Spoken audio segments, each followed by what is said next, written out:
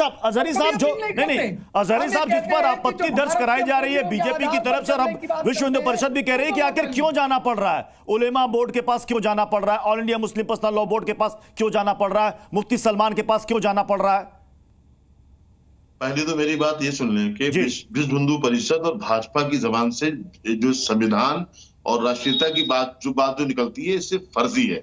संविधान की, देश के संविधान की जो धज्जियां इन्होंने, और सुन ले, अभी आपको हमने सुना है, अभी आपके भाजपा के नेता ज्ञान दे रहे थे, अभी भाजपा के नेता ज्ञान दे रहे थे, बीच में ना बोलो, अभी भाजपा के नेता ज्ञान दे रहे थे, बीच में ना बोलो, सुनने का साथ रखो, सुनने का साथ रखो।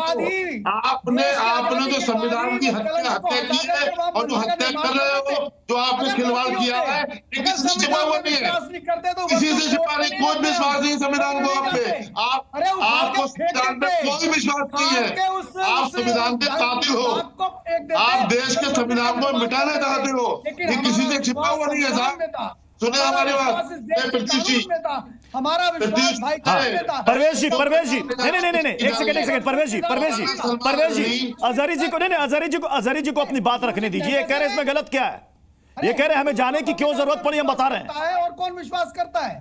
हम हिंदू विश्वास करता है।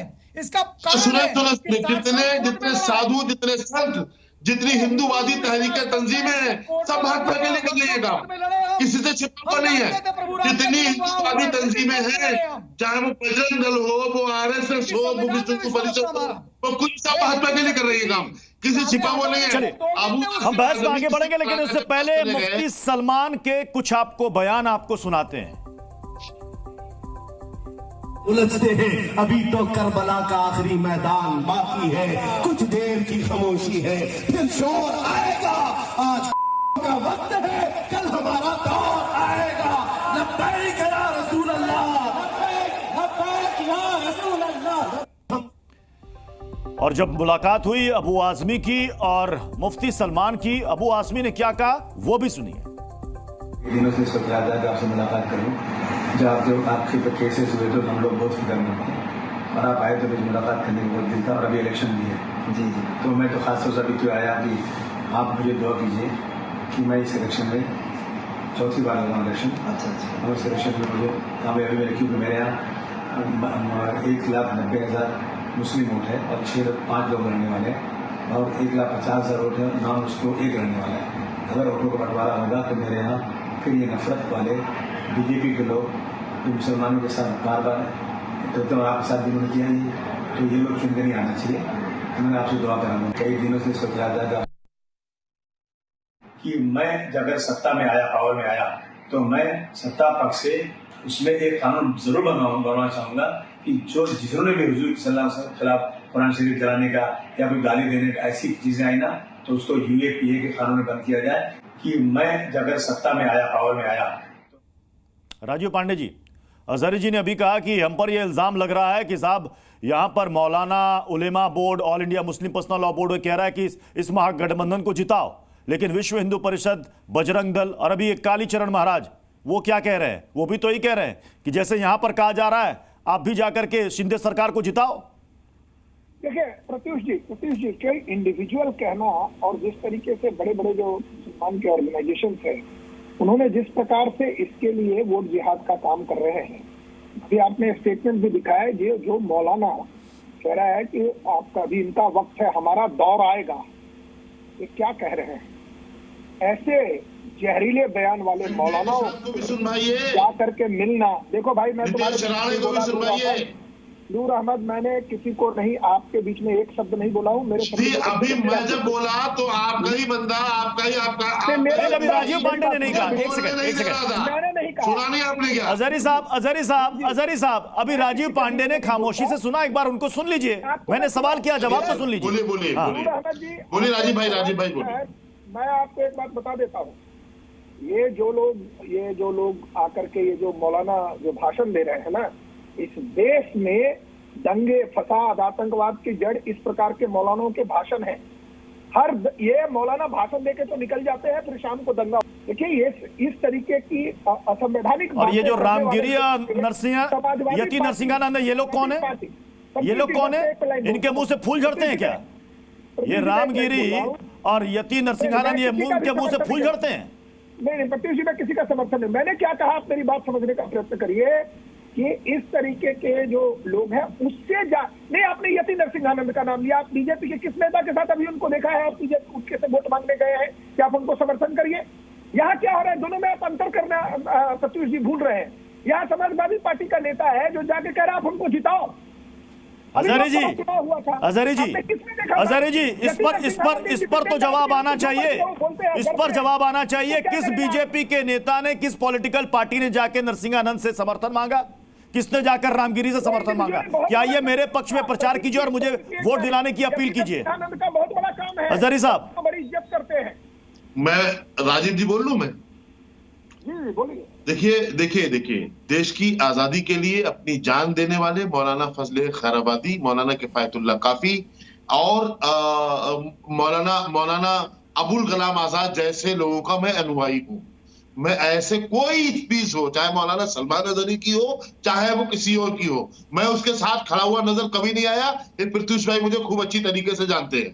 मैं पूरी जिम्मेदारी के साथ ये बात बोल रहा हूं कि जो इस तरह की बयानबाजी और इस तरह से वोट मांगने का, जो हिंदू मुस्लिम करने का, जो अबू आसिम आसिमी हो या कोई हो, इन लोगों का जो तरीका है ये ठीक नहीं है देश के संविधान के लिए। लेकिन जिस तरह से सलमान अजहरी के बयानात को दिखाया जा रहा है, ऐसे संजय निषाद को भी दिखाना चाहिए। संजय निषाद तो भारतीय जनता पार्टी के उत्तर प्रदेश से काबीना मंत्री है और जो कहते हैं जहां जहां मंदिर है, मंदिर के अतराफ में कहीं पर कोई मस्जिद बनी है, उन तमाम मस्जिदों को तोड़ देना चाहिए। ये क्या है? ये हेड स्पीच है या नहीं? वो जेल में क्यों नहीं गए? उन्हें भाजपा ने मंत्री पद से क्यों नहीं हटाया? इसका जवाब हमें आप देंगे कि साहब? ऐसे बहुत सारे नाम मैं ले सकता हूं और हमारे यहां भी ऐसे लोग कोई भी हो, मैं उनके साथ में खड़ा हुआ नजर नहीं आऊंगा आपको, आपसे मैं वादा करता हूं।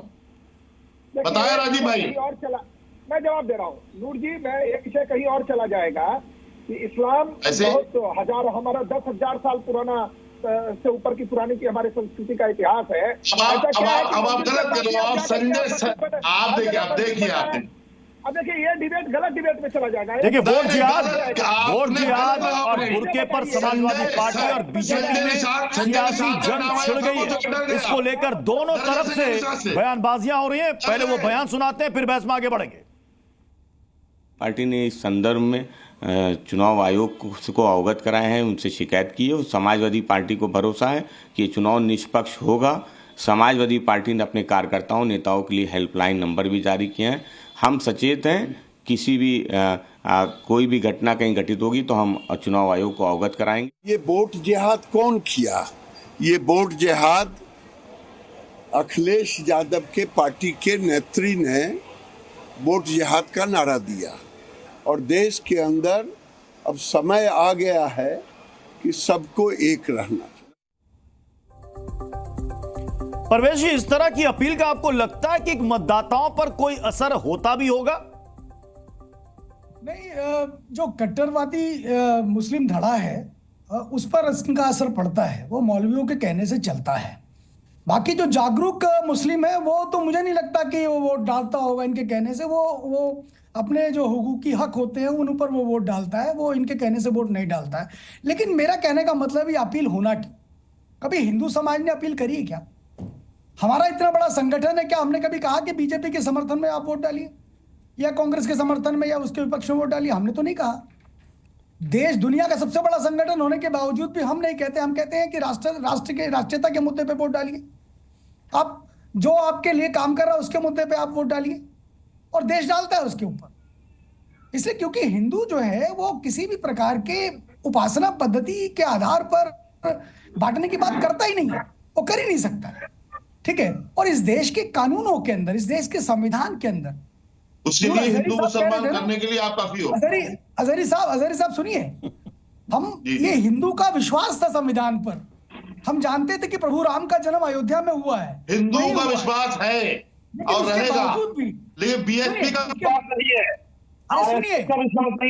सुनिए अजहरी साहब, हमको पता था कि राम जी का जन्म वहां हुआ है, लेकिन हमने वर्षों लड़ाई लड़ी आपसे, कोर्ट में कानूनी लड़ाई लड़ी।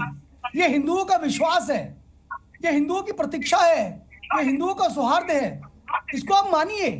नहीं तो हिंदू चाहता तो क्या मंदिर बना नहीं सकता था वहां पर? वो उस कलंक को, उस जो ढांचा था उसको गिरा के कब का गिरा देता, वो इंतजार नहीं करता।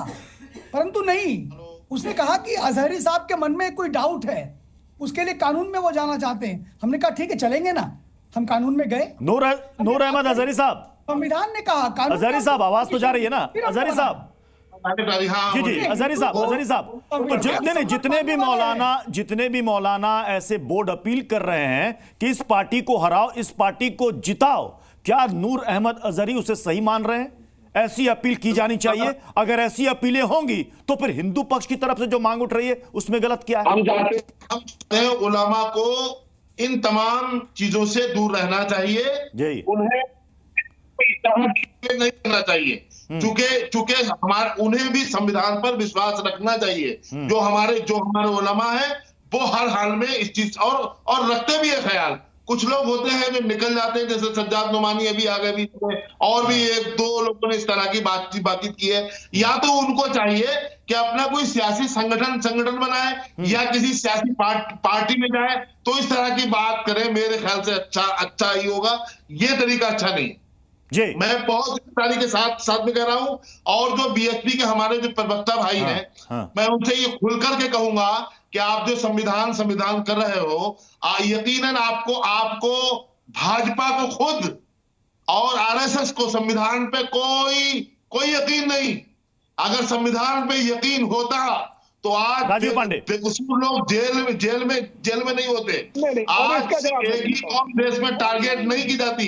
और आज जो महाराष्ट्र में हो रहा है, ये भी आपकी एक बहुत बड़ी प्लानिंग है। आप चाहते हो हिंदू और मुस्लिम बटे, आप हर साल में ये कोशिश करते हो कि हिंदू और मुसलमानों में दूरियां हो, लेकिन आप इसमें कामयाब न कल हुए थे, ना आज नहीं, राजीव पांडे जी, अजहरी साहब ने दो बातें की। ये कह रहे हैं जो मौलाना अपील कर रहे हैं ये गलत है, उनको नहीं करना चाहिए, लेकिन आरोप मढ़ा कि बीजेपी संविधान को नहीं मानती, हिंदू मुस्लिम करती है, इसलिए ऐसे मौलाना चले आते हैं कि इसको वोट दो, इसको ना दो। हिंदू से भिन्न नहीं है। संविधान को, प्रत्युष जी, बीजेपी संविधान को ऐसा मानती है कि जब से आपने देखा होगा इस देश में संविधान खतरे में आया जब इंदिरा जी की सरकार ने प्रियम्बल बदल दिया। इस देश में संविधान खतरे में आया जब इंदिरा जी की सरकार ने इमरजेंसी लगाया, और मुसलमान सब उनके साथ थे, तब उन्होंने उनको नहीं। आज एकदम संविधान सम्मत सरकार चल रही है। बाबा साहब अम्बेडकर की संविधान में जो लिखा हुआ है, जो उसका ऑब्जेक्ट है, उसके हिसाब से बाबा साहब अम्बेडकर के संविधान में था कि ये ट्रिपल तलाक और हलाला हटाओ, कॉमन सिविल कोड लाओ, वो मोदी जी कर रहे हैं, तो कह रहे हैं संविधान नहीं ला रहे। भाई ट्रिपल तलाक और हलाला के खिलाफ लिखा हुआ है ना uniform civil code, article 44 of Indian constitution. तो जो कह रहे हैं कि सबको समान अधिकार दो। अब कांग्रेस की सरकार में मुसलमानों को अधिकार देते थे कि नहीं देते थे तो नहीं। मुफ्ती सलमान और अबू आजमी की तस्वीर को लेकर जो इस वक्त जिरा छिड़ गई है, सियासी जिरा छिड़ गई है, इससे पहले सज्जाद नुमानी साहब ने क्या कहा था वो भी सुनिए। अगर महाराष्ट्र में उनको शिकस्त हो गई तो इत्तलात के मुताबिक दिल्ली सरकार भी बहुत दिन तक नहीं ठहर पाएगी। तो हमारा निशाना सिर्फ महाराष्ट्र सरकार नहीं है, बल्कि मरकज़ी हुकूमत है और मुल्क का मुस्तक़बिल है। मुल्क का इत्तेहाद और सालिमियत है, मुल्क का इत्तेहाद और सालिमियत है। और बहुत से उम्मीदवारों से तो हमें मुलाकात का मौका मिला, वो आते रहे मेरे पास, हमने उनसे कमिटमेंट लिया, कुछ लोगों से तहरीरी कमिटमेंट लिया, तब जाकर हमने एक लिस्ट बनाई।